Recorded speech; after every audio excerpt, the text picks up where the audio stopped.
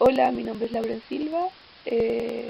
Voy a partir primero dando un resumen sobre lo que es el hueso, ya que es súper importante tenerlo claro para poder presentar nuestra patología. ¿Qué es el hueso? ¿Cómo está compuesto? ¿Cuál es su función? ¿Y en qué consiste la remodelación ósea? Esto lo veremos en la siguiente diapositiva.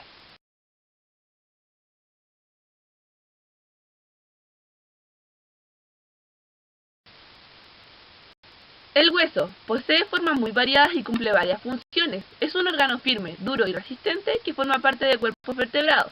Se encuentra compuesto por el tejido óseo. Este se caracteriza por su rigidez y su gran resistencia a la tracción, compresión y a las lesiones. Está compuesto por minerales como el calcio y el fósforo y por una proteína llamada colágeno. Su función principal es dar soporte, protección y permitir el movimiento. Por último, nos nace una pregunta: ¿en qué consiste la remodelación ósea? En este proceso ocurre el reemplazo de tejido óseo envejecido por uno nuevo.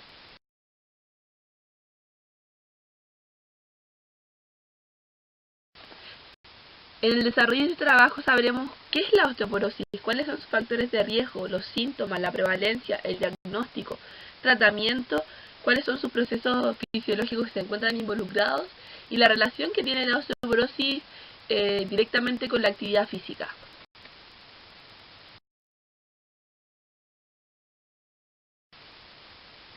La osteoporosis es definida según la Organización Mundial de la Salud como una enfermedad caracterizada por una baja masa ósea y por un deterioro de la microarquitectura del tejido óseo que conduce a un aumento de la fragilidad del hueso y consecuentemente a un aumento del riesgo de fractura. Por ende, podríamos decir que la osteoporosis es una enfermedad esquelética en la que se produce una disminución de la densidad de masa ósea, y así los huesos se van a volver mucho más porosos, donde va a haber un aumento y tamaño de cavidades, donde se vuelven más frágiles y resisten peor a los golpes. Por ende, se rompen con mayor facilidad los huesos.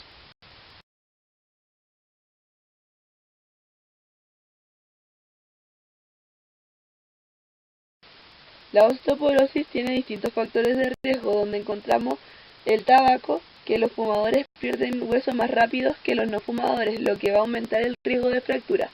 Por otro lado, tenemos el consumo de alcohol, que se recomienda beber con moderación, ya que el exceso inhibe la absorción de calcio y la formación ósea. Por otro lado, tenemos el peso corporal, que el bajo peso es un factor de riesgo. También tenemos la mujer que posee menopausia, ya que no tiene presencia de estrógenos y existe un aumento de pérdida de hueso, que esto origina que una de cada 3 mujeres mayores de 50 años padezcan esta patología. Luego tenemos la edad, que al tener mayor edad, mayor factor de riesgo existirá. Por otro lado tenemos el sedentarismo, ya que la actividad física no solo importa para la salud en general, sino también para poder ganar masa ósea durante el desarrollo. En los jóvenes construye huesos fuertes, en los adultos ayuda a mantenerlos y en el adulto mayor previene la pérdida ósea. Y por último tenemos la buena nutrición, que sería lograr tener una dieta equilibrada para poder así conservar los huesos sanos. Esto incluye proteína, carbohidratos, vitaminas, minerales. Dentro de ellos, el más importante es el calcio, el consumo de calcio en la persona.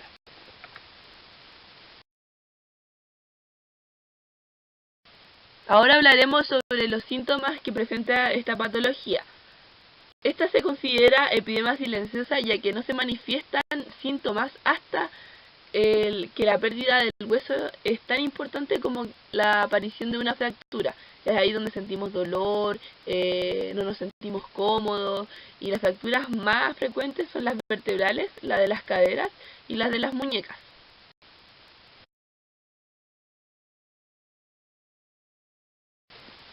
En cuanto a la prevalencia, investigaciones de la Fundación Chilena de Osteoporosis dice que en nuestro país alrededor de un 50% de las mujeres sobre los 50 años tienen osteopenia, o sea, menor masa ósea que lo ideal, y alrededor del 10% tiene osteoporosis, establecida en diferentes grados.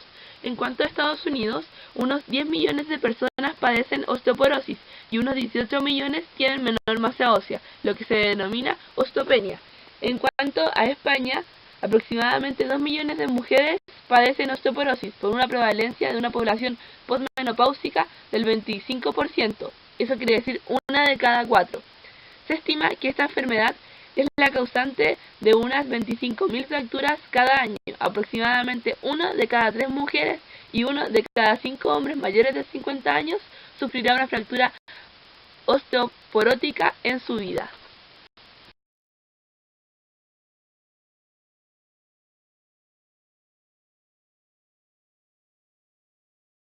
Hola, soy Roberto Baeza y hoy le hablaré sobre el diagnóstico de la osteoporosis, cuál es su tratamiento y los procesos fisiológicos involucrados.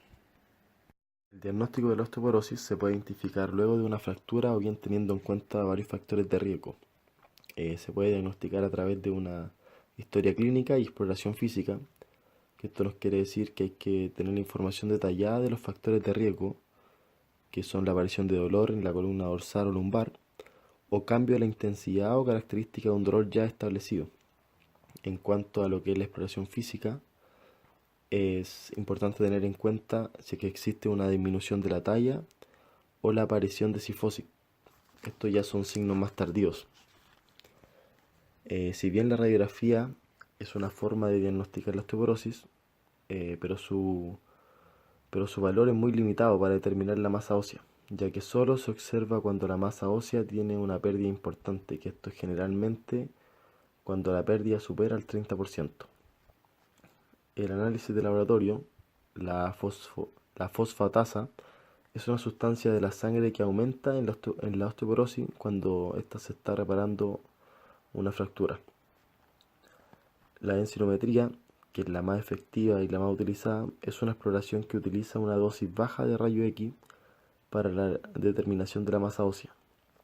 Además que la Organización Mundial de la Salud clasifica la osteoporosis en función de los valores de la densitometría.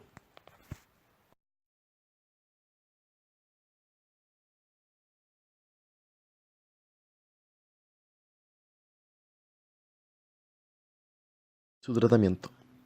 El tratamiento de la osteoporosis, además de los fármacos utilizados en esta patología, es importante también mencionar la necesidad de llevar a cabo una buena ingesta de calcio. También cabe destacar que el ejercicio físico va a formar un rol fundamental en la prevención, pero no es un arma terapéutica única una vez que se establece esta enfermedad.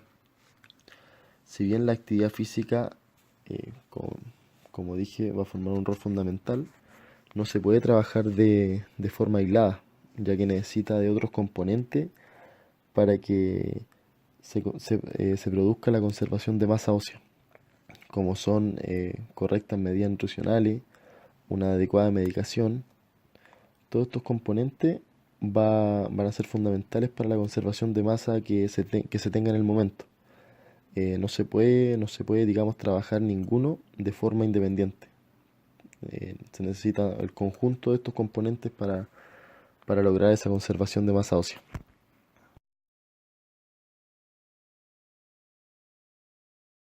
Bueno, a continuación hablaré sobre los procesos fisiológicos involucrados y la remodelación del hueso que está presente en estos procesos. Como podemos apreciar en la imagen del hueso normal, existe un equilibrio entre lo que es el osteoblasto, que es la formación del hueso, y osteoclasto, que es la reabsorción del hueso. Pasa algo totalmente distinto a lo que es la siguiente imagen del hueso con osteoporosis, ya que el osteoblasto, si bien sigue formando el hueso, el osteoblasto reabsorbe de mayor cantidad el hueso, lo que provoca un desequilibrio. A continuación, en la diapositiva siguiente, hablaré más a fondo de este mismo tema. Fisiológicamente, los huesos se encuentran en constante remodelación, dado por la célula encargada de la resorción y de la deformación ósea. Como podemos apreciar en la imagen, está el osteoclasto, que es quien destruye el hueso viejo, y el osteoblasto, que es el encargado de formar hueso nuevo para reemplazar el destruido.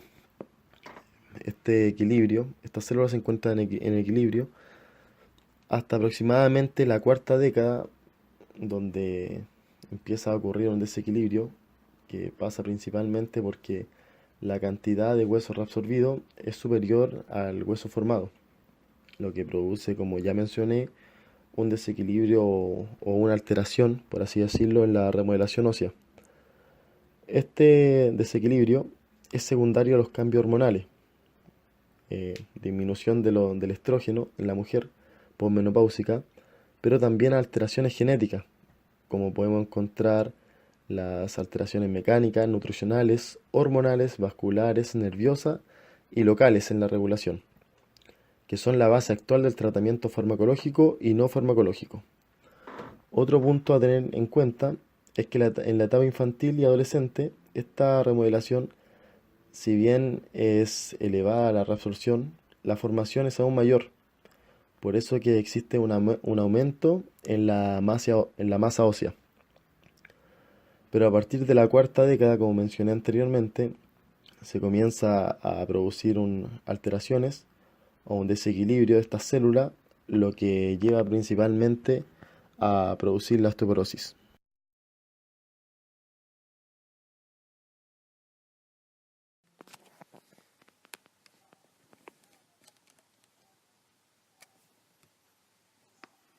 Mi nombre es Carolina Jiménez y el día de hoy les voy a explicar un poco de lo que se trata la osteoporosis y la actividad física. Tenemos que tener en claro que gente que padece esta enfermedad debe estar consciente de que la osteoporosis debe estar muy ligada a la actividad física para regular múltiples efectos beneficiosos para nuestra salud, en lo que nos brinda una mayor calidad de vida y previene múltiples enfermedades. Estas enfermedades pueden ser cardiovasculares, hipertensión arterial, deterioro cognitivo y psicoafectivo.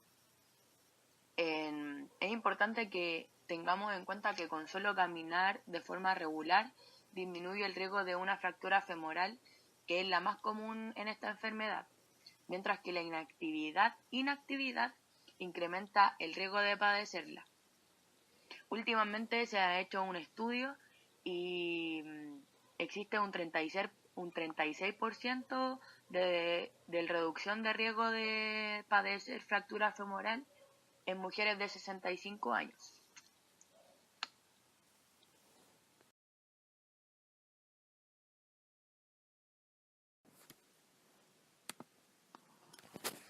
A continuación, les voy a exponer sobre un poco los beneficios que tiene la actividad física, sus aspectos importantes y cómo incide el ejercicio en ellos. Existe un efecto beneficioso, el cual se manifiesta incluso después de ajustar la densidad mineral ósea, del calcáneo, de la edad y de la fuerza de los músculos de la cadera. Existe un aspecto importante en la prevención de fémur mediante la actividad física, en variables que mejoran nuestra motricidad y nos permiten desarrollar las diferentes cosas en el día a día de una manera más fácil y sin riesgos.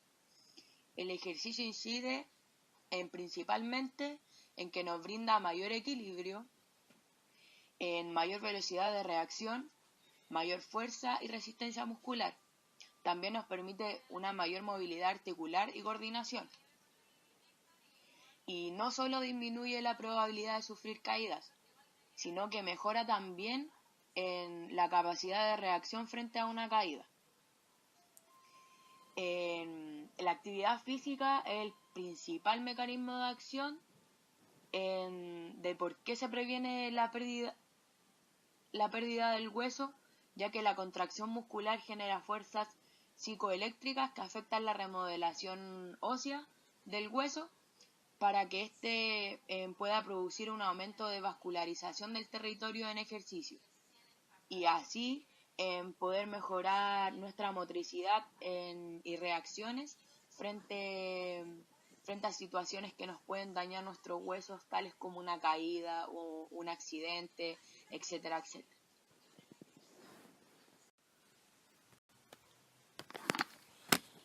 Como lo mencioné anteriormente, en la actividad física tenemos que entender que la osteoporosis y la actividad física es un conjunto que nos permite tener una mejor calidad de vida. Y esto tiene un margen de requisitos para que mejore nuestra resistencia al hueso, que es lo más importante que desarrolla la actividad física relacionada con esta patología. Se ha demostrado mediante varios estudios que la inmovilización y la ingravidez se asocian a la pérdida de masa ósea.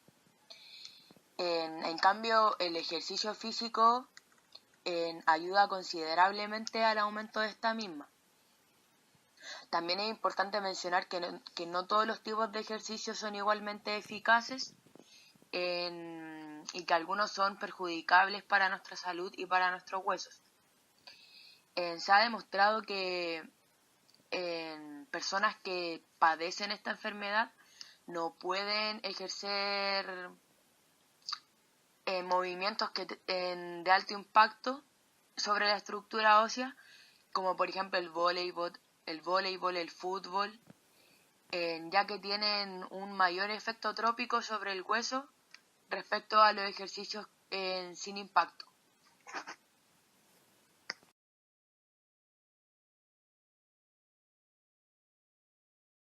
Como conclusión, queremos decir que esta patología, como no es la osteoporosis, es una enfermedad que es prevalente en Chile, sobre todo en mujeres mayores de 50 años, donde se va a asociar a una mayor morbilidad y mortalidad. Nosotros, como futuros agentes de la educación física, tenemos el deber de promover y motivar lo que es la actividad física y la buena vida para nuestros alumnos. Bueno, como mencionó nuestra compañera, nosotros somos agentes de una vida saludable. Es importante tener en cuenta que es un conjunto de componentes y los principales son una actividad física y una buena alimentación. También nos quedó como conclusión y nos llamó mucho la atención el tema de los síntomas de la osteoporosis